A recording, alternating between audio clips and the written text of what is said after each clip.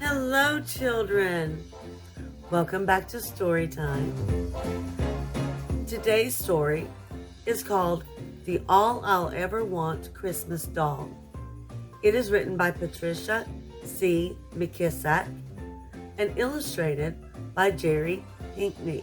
Christmas always came to our house, but Santa Claus only showed up once in a while. Will Santa come this year? My two sisters put me up to ask. Mama tied on her apron. One thing for sure, chickadees, he won't stop by if the house is dirty, she said, stripping the yellowed newspaper off the walls. Mama had once explained that she called us chickadees because those little birds huddled together, chattering, twittering, and sharing everything they had. Like us. Filled with excitement, we began stuffing the cracks and tacking up fresh paper that would keep out winter winds, making our house ready for Santa Claus. But I sure didn't want to throw away the page for the Pittsburgh Courier with the Baby Betty doll advertisement on it. Each night before falling asleep, I'd imagined us playing together. Baby Betty is all I want, ever, I announced the week before Christmas. Stop, Nella, shouted Eddie Bernice, who never let me forget she was the oldest. We're in a depression. Why you wishing for something you ain't never gonna get? Yeah, not in a million zillion years, little Dessa added, giggling. I flat out refused to give up my dream. So, without my sisters knowing it, I wrote Santa Claus a letter and sent it all the way to the North Pole. Dear Santa, I've been good most of the year. I love my sisters most of the time. I help Mama and Daddy as much as I can. I know there's a depression going on, but I've got my heart set on Baby Betty. She is all I'll ever ask for. Please, from a very good girl, Laura Nell Pearson. P.S. I'm sorry I hit Harry, but he hit Dessa first. Finally, it was Christmas Eve. We all sang Silent Night, and then we girls climbed into bed and snuggled under the new quilt Mama just finished. Daddy told us the story of a special baby born in a Bethlehem stable long ago. And even though we were too excited to fall asleep right away, the Sandman overcame us one by one. We were awake at dawn. It's Christmas, Eddie Bernice and Dessa shouted. I leaped off the bed, bubbling over with excitement. It's Christmas! Mama and Daddy stirred from behind their sleeping curtain. What little mice girls are disturbing folks for day in the morning? Daddy grumbled, pretend acting angry. Merry Christmas, chickadees, Mama said, giving us each a sack filled with English walnuts, a peppermint candy stick, an orange, and a box of raisins. It was the most Christmas we'd ever had. Daddy held one last package behind his back. Merry Christmas, daughters, he said as he presented it to us. There, before us, was a for-real, store-bought, brand-new Baby Betty doll. The color of chocolate, with rosy cheeks, black curly locks, and thick eyelashes.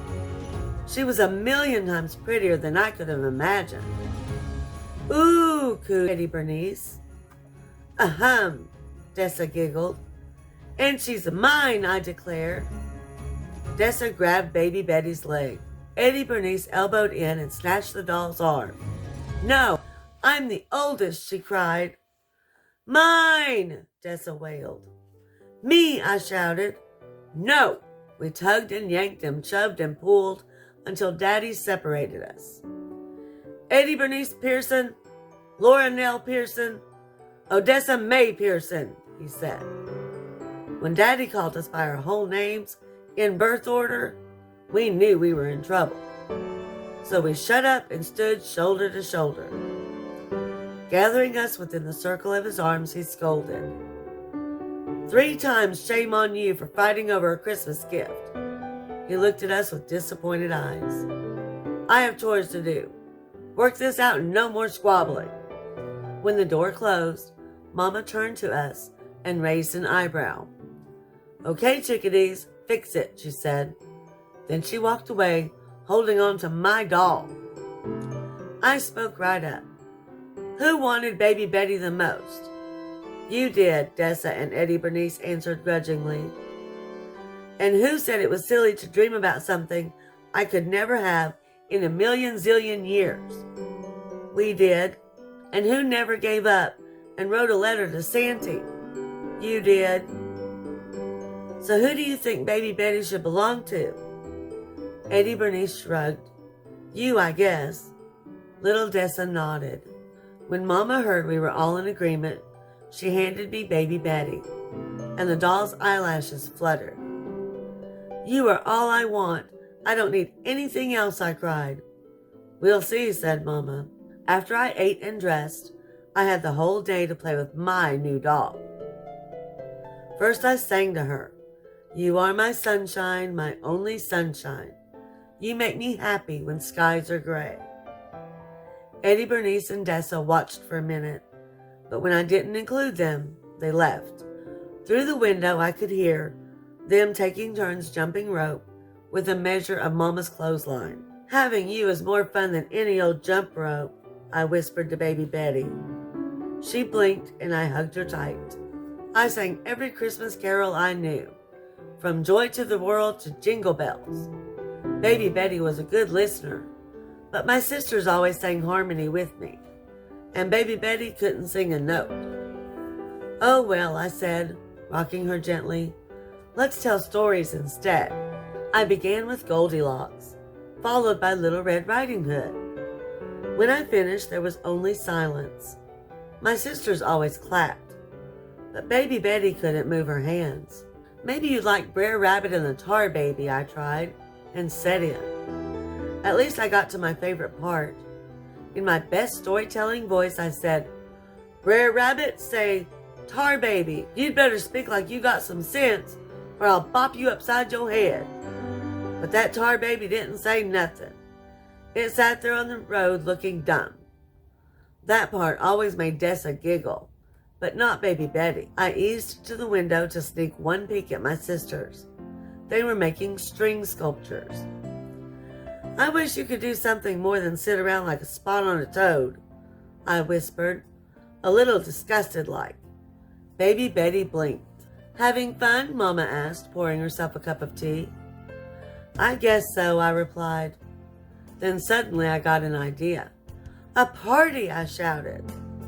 "Baby Betty and I will have a tea party, same as Miss Florence, the lady you work for." Quickly I spread a quilt over Mama's trunk, then placed an imaginary cup and saucer in front of my doll. After serving, I took a sip with my pinky finger raised. "This is very, very delicious tea, isn't it, Miss Baby?" I spoke properly. No answer. I tried again. "I say, isn't this delicious tea?" Baby Betty sat there. Could have been the Tar Baby herself. "You'd better answer me, girl," I shouted. Nothing. Baby Betty was never going to utter a word. "Okay," I said, throwing up my hands. "If you don't want to play with me, then I don't want to play with you either. So there." And I stormed away. Through the window, I could hear Dessa and Eddie Bernice chattering, twittering, and sharing. I felt like a lone chickadee. As I stood listening to my sister's hand clap songs, Mama came over and put her arms around me. "I think they miss you," she said. "Doesn't seem like it." "Why don't you ask them to your party?" "I don't think Baby Betty will mind." "You don't?" Mama just smiled. I didn't have to think about it long. I grabbed the doll and rushed outside. "What do you want? We're busy," said Eddie Bernice. I kicked at the ground. "Baby Betty wants you to come to our tea party," I said. "She does?" Dessa asked. "Mm-hmm," I said. My sisters looked at each other. "Who would get to pour the pretend tea first?" Eddie Bernice asked. "You would," I answered reluctantly. "And who'd get to sit at the head of the tea table?" Dessa put in, her arms folded across her chest. "You would." I hugged Baby Betty. "You know, she can't do much," I explained. but she sure is pretty. Baby Betty's eyelashes fluttered and we all giggled. Then I handed Baby Betty over. All the rest of Christmas Day, my sisters and I played with our doll. We sang Christmas carols in harmony and shared stories about once upon a time. Dessa knew just when to laugh, and Eddie Bernice knew when to clap. We munched on peppermint candy and orange wedges, and ate one raisin at a time so they blast. But my favorite part was when I poured a pretend cup of tea, and with my baby finger crooked ever so daintily, I said real prim and proper like, "Isn't this the best Christmas ever?" The end. She learned a wonderful lesson about sharing, didn't she? No toys are any better than having your siblings and people you love all around you. All right, children, I'll see you in the very next story time. Before you leave, like and subscribe so you don't miss a single story time with me, Mrs. Claus. Bye.